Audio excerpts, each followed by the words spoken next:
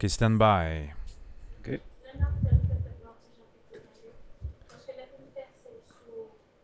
In 8, 7, 6, 5, 4, 3, 2, 1, and Q. Hello everyone, we are live. This is Pierre Côté with you from Real Time Réalité, Real Time Transmedia Storyteller. We are live right now at this present moment with Ben Chapman. Hello Ben. Hello, how are you? Hello. Tell us who you are and what you do exactly for your organization in Haiti, Port-au-Prince. Yeah, I'm working as the Human Resources Coordinator for the International Federation of the Red Cross and Red Crescent Societies. We work closely together with the Haitian Red Cross and are helping to coordinate the 17 national societies of the Red Cross from around the world working in Haiti, including from Spain, France, Canada, Japan, Korea, 17 of them in total. Yeah. I'm living in Port-au-Prince, working in our base camp, which is very close to downtown Port-au-Prince, near the Cité Soleil slums. And I have a team that's providing support to 400 national staff and 150 international delegates working with the Federation. And then more broadly, we probably have around 1,500 staff and 350 international delegates in the Red Cross movement here. Great. When did you get to Port-au-Prince? So how long? How many days? How many weeks yourself? I've been working here since end of June. Okay.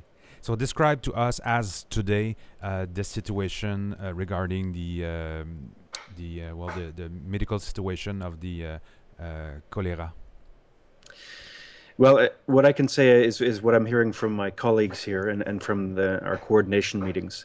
As you know, the outbreak occurred up in the Artibonite Valley, where it started to move quite quickly.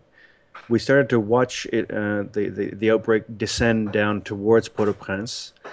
In the meantime, we had the hurricane warning here in Port-au-Prince from Hurricane Thomas, which in the end didn't cause much damage, but dropped a lot of rain over the period of about 2 days. And it wasn't long after that we started to suspect cases in Port-au-Prince. This was confirmed, I believe, yesterday. And as of today, the official government sources are saying that there's almost 10,000 people that are hospitalized with the infection and around 643 deaths. What I can say is that I'm following what others are saying, and the deputy director of the Pan American Health Organization thinks this might be one of the bigger cholera epidemics since the 1991 epidemic in Peru. This is a country that isn't used to cholera. The last reported case was in 1960, and so there's no natural immunity. Port-au-Prince is a city with around 1,400 tent camps, and I can tell you that people are living in very, very basic conditions under tarps that are getting almost a year old now, and with muddy conditions, and some have no access to water, others do have access to water in latrines, but it's very crowded in this city. So go ahead. Yeah. So can we say this is an epidemic cholera in Haiti, especially in Port-au-Prince? Can we say this or not? I believe that's what the Pan American Health Organization is calling it, is an epidemic, and it's not only Port-au-Prince. There's literally cases that are appearing right around the country, and there's now rumors that it has spread over the border into Dominican Republic. So your organization, the International Federation of the Red Cross and Red Crescent Society, is confirming that there's an epidemic of cholera in Haiti right now. Yeah, I believe the government is calling it an epidemic, and we use the government line on this. So what is your relation with the Haitian government? How do you work with them?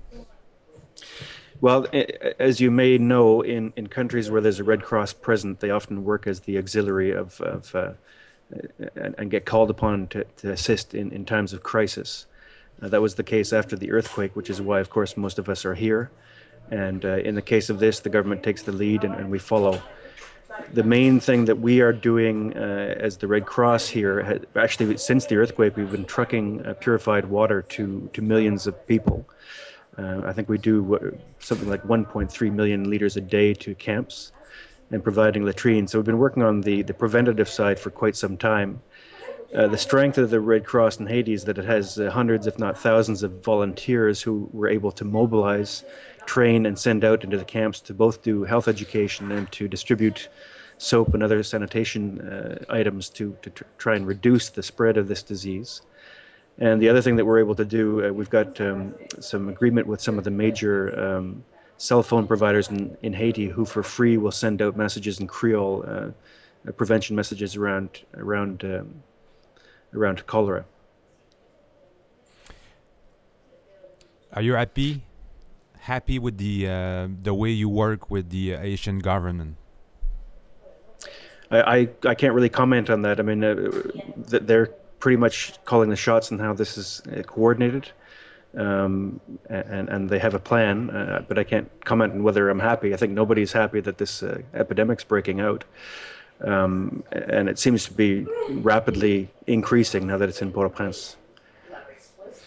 So, what is the plan of the Haitian government? So, what is the direction, instruction, frame that you have to work in specifically for the next few days? That I can't really comment on. I mean, I'm doing more human resources. I'm supporting the people that are going out from Federation to work, and it's more our health and operational departments that are liaising with the Haitian government to know the plan going forward. What I have heard is that there's going to be a real attempt to try and get a lot more fresh water points.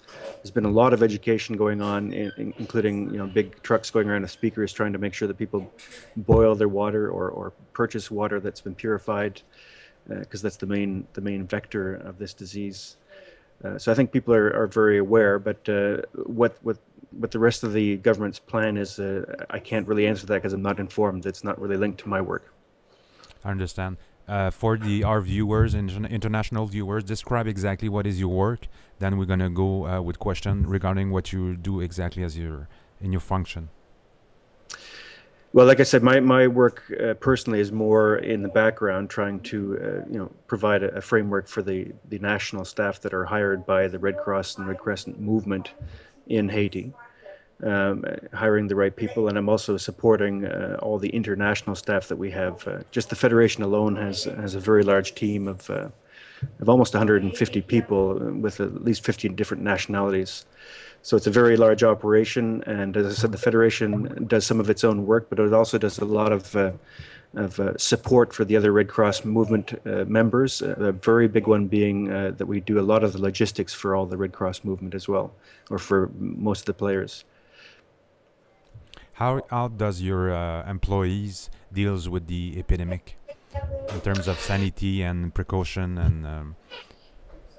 Well, I mean, we have daily training programs going on here in our base camp for volunteers, and we're also providing not only cholera, but we're also giving storm preparedness information to our staff. Beyond that, we've got protocols for our staff working in the camps, and we're trying to follow those that involve, spraying and with chlorinated water to try and prevent the spread of the disease. And we have our own fairly sophisticated staff health, so that if people are sick, that we have our own facilities to look after them initially. So there's been a lot of rumors going on. So let's try to straight the situation clear with your organization.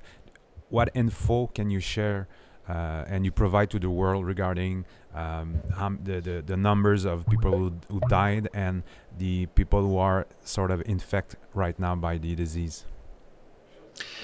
Well, like I said, the latest official numbers are almost 10,000 people that have been hospitalized. Generally, it's only 20% of the population that are infected that will be hospitalized. So one can assume that there's 5 times that number that actually have the disease. The official death toll is 643, and that's already up 60 or so from the day before. So it's going at an almost exponential rate at the moment. I can say that the Pan American Health Organization expects this to go on for months, if not years. This epidemic. I'm not sure what the government's saying on it, but certainly we're seeing it spread quite severely now, especially after the hurricane passed by. Last question, Ben Chapman from the International Federation of the Red Cross and Red Crescent Society. Do you feel that you have enough resources with your organization to answer the needs of the Haitian population? Well, first of all, as I said, most of our work is trying to do prevention and get the word out. So we're doing a lot of health education, hygiene promotion. We're doing a little bit of treatment, not much. That tends to fall more with organizations like Médecins Sans Frontières, who are more specialized at that. You would have to talk to them, but my sense is that the cholera treatment centers in town are filling rapidly. You'd be well advised to talk to them to see how fast that's happening. But the word of mouth is that they're filling very rapidly, and pretty soon this country might be reaching some degree of limit on its capacity to treat the ones that are infected. Like I said, this is a country that has little, if no, natural immunity to this disease, and very serious crowding and hygiene situations in these tent camps. The population of Port-au-Prince has actually increased after the earthquake as people came down here, attracted to the aid. And there's also a lot of places where nothing can happen because there's still buildings in a sort of a bad state and a lot of rubble left in the town. So it creates a lot of crowding, and while there's attempts to provide water and sanitation, and a lot is going on, and that's probably why it took so long for it to actually spread from Saint-Marc down to here. I don't think that was enough.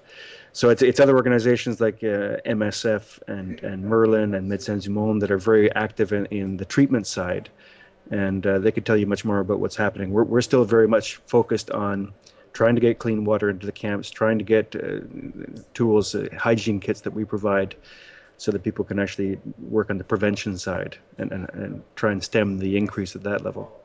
Is there something you would like to add or share to the international population who would like to get info or help in any way? So I'll give you the last word for the interview. Well, one thing to note is that it's still a very big operation going on here, just trying to get shelter and water and the basics in this country. You have to remember, this is one of the first major natural disasters to happen in a capital city. This is a government that's seen upwards of 10 to 30% of its own civil servants killed in the earthquake.